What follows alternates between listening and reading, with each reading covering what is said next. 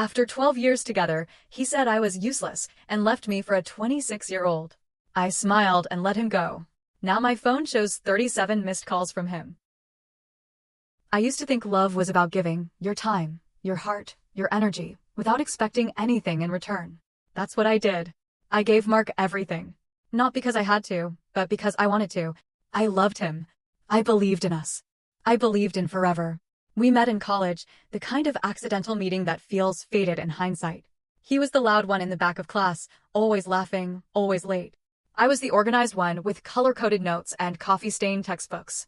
Somehow we clicked. He said I made him feel calm. I said he made me feel alive. It wasn't fireworks at first. It was a slow burn. The kind that builds warmth before it catches fire.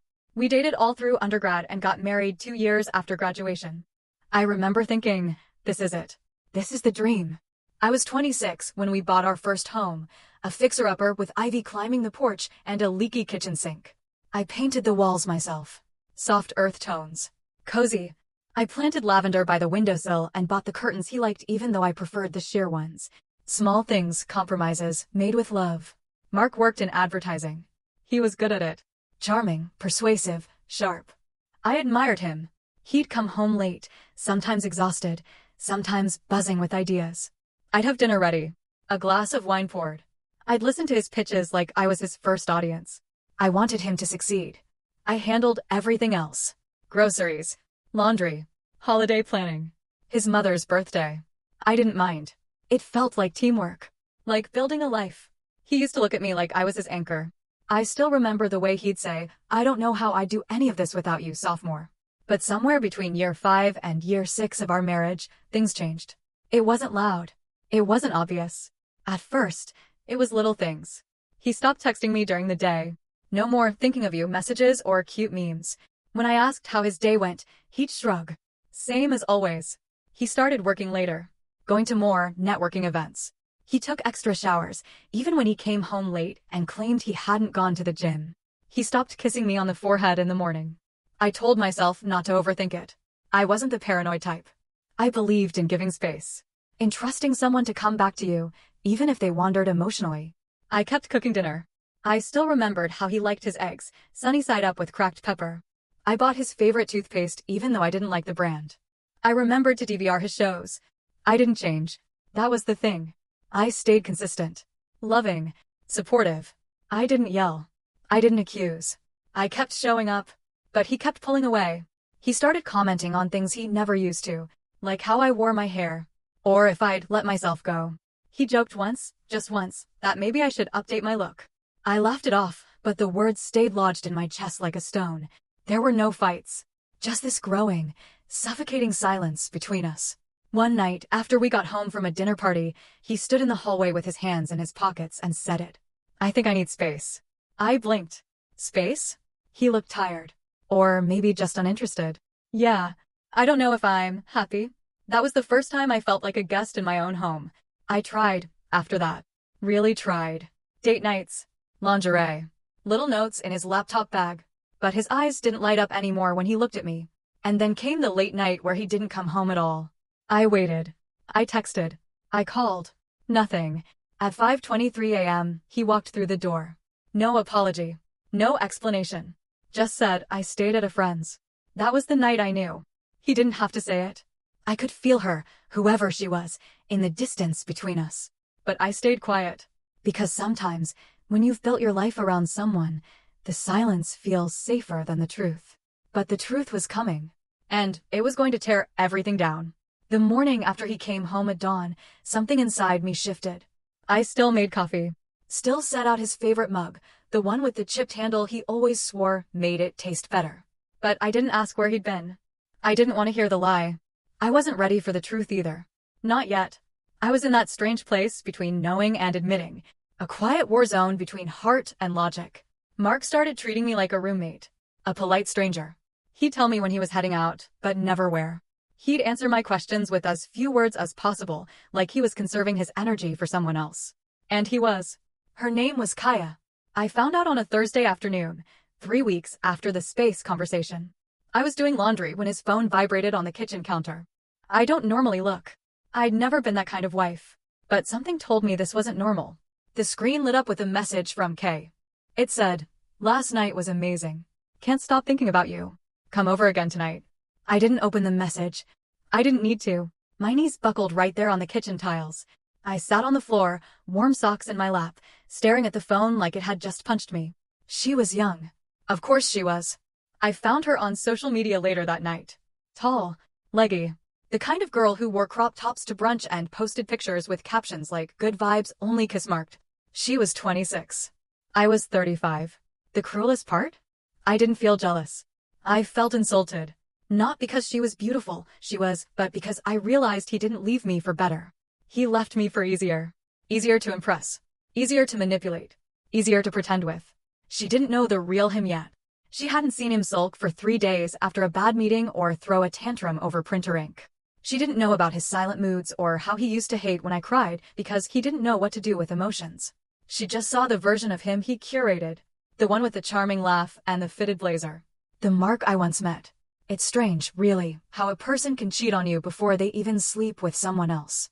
How they start withdrawing pieces of themselves, offering them to someone new, while you're still setting their dinner plate. When I finally confronted him, it wasn't explosive. I waited until after dinner. He was halfway through scrolling on his phone. I said, "So, is this where you tell me about her? Or were you planning to just move your things out one day while I was gone?" He looked up, stunned, but not guilty. Like I just asked him to take out the trash. "I didn't mean for it to happen," he said. God, that line. The soundtrack to 1,000 betrayals. I nodded. "What's her name?" He hesitated. "Kaya." I'd already known, but hearing him say it made it real. Then, he stood there in the kitchen like he was the one wounded. "You haven't been happy either, sophomore. Let's not pretend this was perfect." I could have screamed. Could have thrown something. But I didn't. I looked at him, really looked, and realized something profound. He wasn't leaving me because I failed him. He was leaving because he failed me and couldn't face it. "She makes me feel alive," he said next, with this faraway look in his eyes. I smiled bitterly. So did I. Once. Remember? He flinched. Just barely. We didn't argue. He didn't beg me to understand. He just packed a bag that night and said he'd come by for the rest later. "I'm sorry," he said at the door, voice low. "I'm not," I replied. He looked back one last time like he expected me to break down. But I didn't.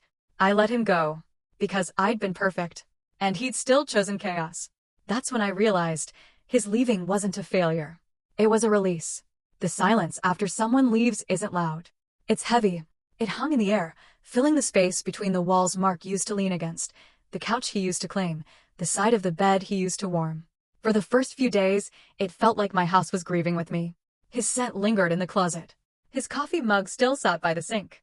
His favorite records, yes, he had a vinyl phase, still leaned against the console, untouched. And me? I wasn't shattered. But I was hollow. I'd spent so many years being his person that I forgot how to just be me. But here's the thing about rock bottom, it gives you 2 choices. Stay there and decay, or push against the ground with everything you've got and rise. So I rose. The first thing I did was take a week off work. My boss, a sharp, no-nonsense woman named Marla, called it a mental health reset. She sent me flowers with a card that said, "Men come and go. Your magic doesn't." I kept that card on my fridge like a little emotional armor. I made a list. Not of groceries or chores, but of things I had abandoned. Passions. Dreams. Me. At the top was something silly. Paint again. In college, I used to sketch constantly faces of strangers, half-finished flowers, moody rain-soaked windows. I hadn't touched a brush in years. That weekend, I drove to the craft store and picked up a fresh canvas, a new set of paints, and brushes so soft they felt like promises. The first stroke I made was clumsy. So was the second. But by the 10th, I was crying not from sadness, but from relief. I was still in there. Next came the apartment. I didn't move out. I transformed it. New curtains. New throw pillows. I donated the ugly plaid blanket Mark loved. I switched the bed to the other wall. Painted the bedroom navy blue because it made me feel safe. I opened all the windows. I saged the corners. I danced barefoot in the living room with a glass of wine and a Billie Eilish song on full blast. And every time someone said, "You're handling this so well," I smiled, knowing they didn't see the 3 a.m. breakdowns. The moments I'd reach for my phone to text him something funny before remembering I couldn't. I didn't tell many people what had happened. I didn't want pity. Just space. Only one person insisted on checking in daily, my younger sister, Lila. She was fire and glitter and sarcasm. She showed up with overpriced sushi and said, "I never liked him, anyway." Then, "Also, your skin looks better without his energy around." I laughed. First real laugh in days. One night, about 2 months after he left, I passed by a restaurant near the city center, the kind with candlelight and soft jazz drifting from the patio. Through the window, I saw him, Mark, with her, Kaya. They were sitting across from each other. He was laughing. She was twirling her hair. For a second, I stood frozen, unsure what emotion I was supposed to feel. Jealousy? Bitterness? Pain? But all I felt was nothing, because in that moment, watching him pretend to be someone he no longer was with someone who didn't know better, I knew I wasn't meant to be sitting across from him anymore. He'd replaced me with a girl who hadn't grown with him, hadn't bled beside him, hadn't seen him fall apart, and still kissed him on the forehead. And that wasn't a betrayal. It was a blessing. Let her have the version of him that needs validation more than commitment. I was busy becoming a version of myself I hadn't met yet. A version that no longer needed to be chosen. Because she'd already chosen herself. By month 3, the grief was no longer sharp. It had dulled into something manageable, like background noise I could finally tune out.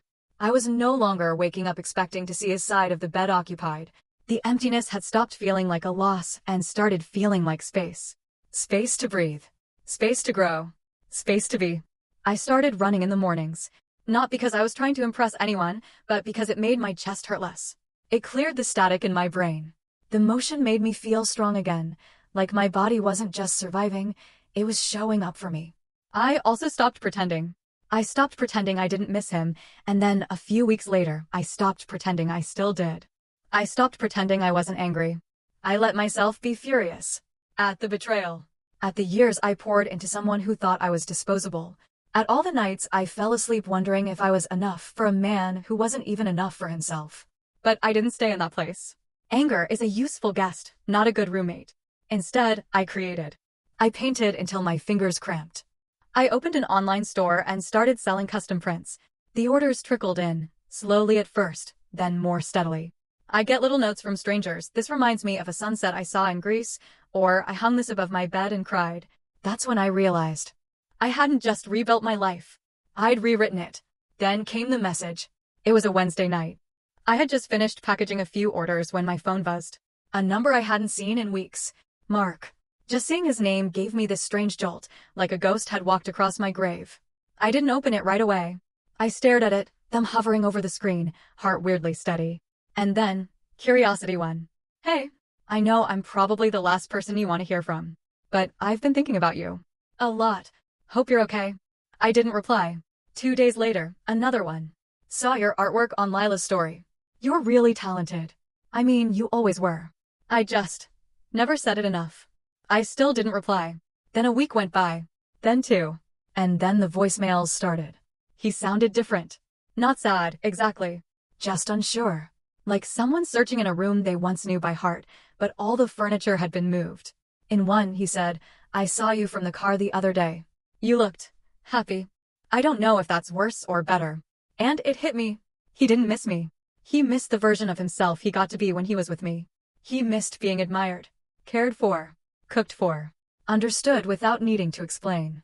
He missed the comfort I gave freely, the kind Kaya couldn't fake and he couldn't find again. Lila called it before I did. "He thought you were forever he could always come back to." Joke's on him. You became your own forever. Still, when he called again, this time not leaving a voicemail, I finally answered.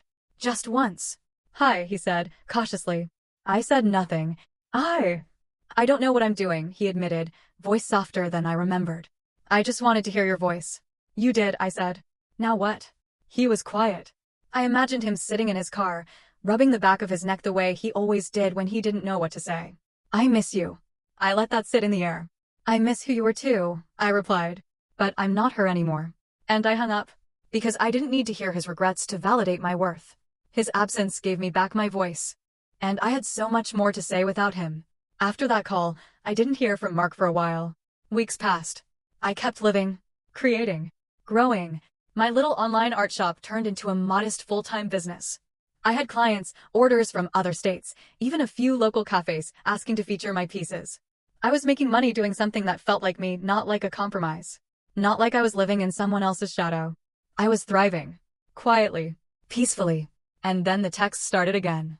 They weren't romantic. Not really. More like, curious.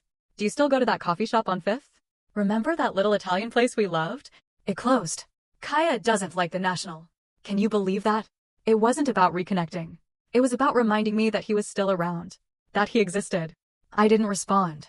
But I started to see the cracks in his new life from the outside. One evening, I ran into his cousin at the grocery store. Jen. Sweet girl. Always liked me more than she liked him, to be honest. She leaned in and said, "So? I heard he's not doing great. You know." With her. I blinked. "Why are you telling me this?" Jen shrugged.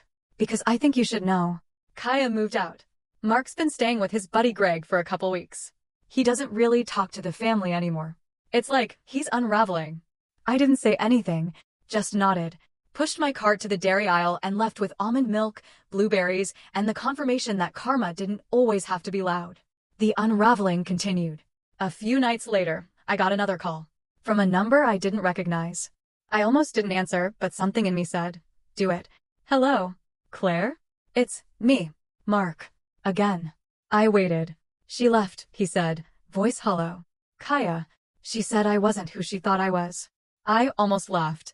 Instead, I said she was right. I didn't think this would happen. I thought he stopped. I thought she was what I wanted.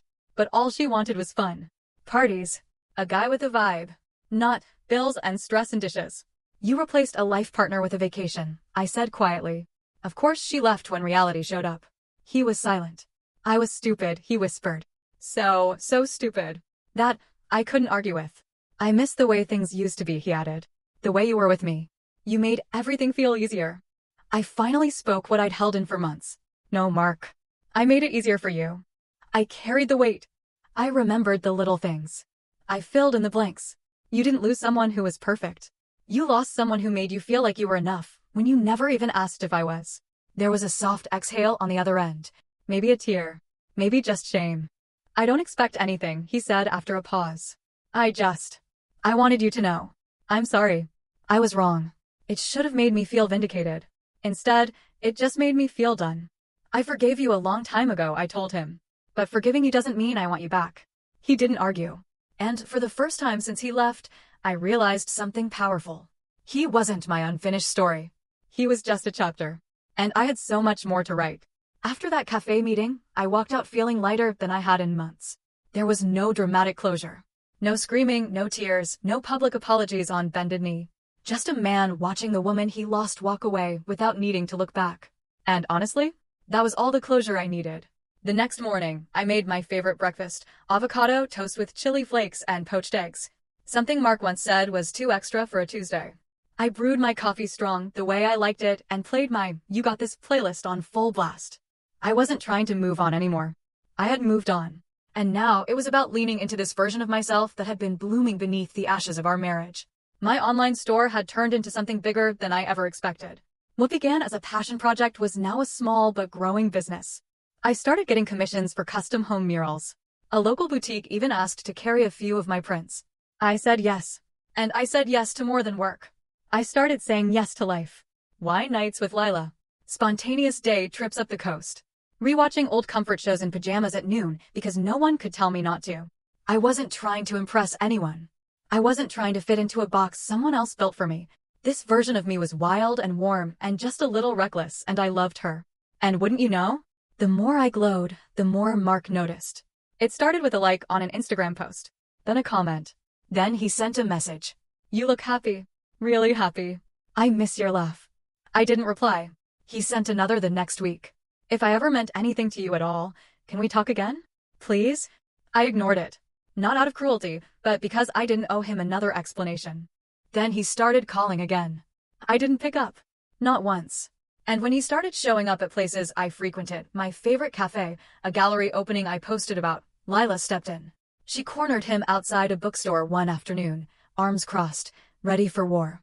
"She doesn't want you back," she told him flatly.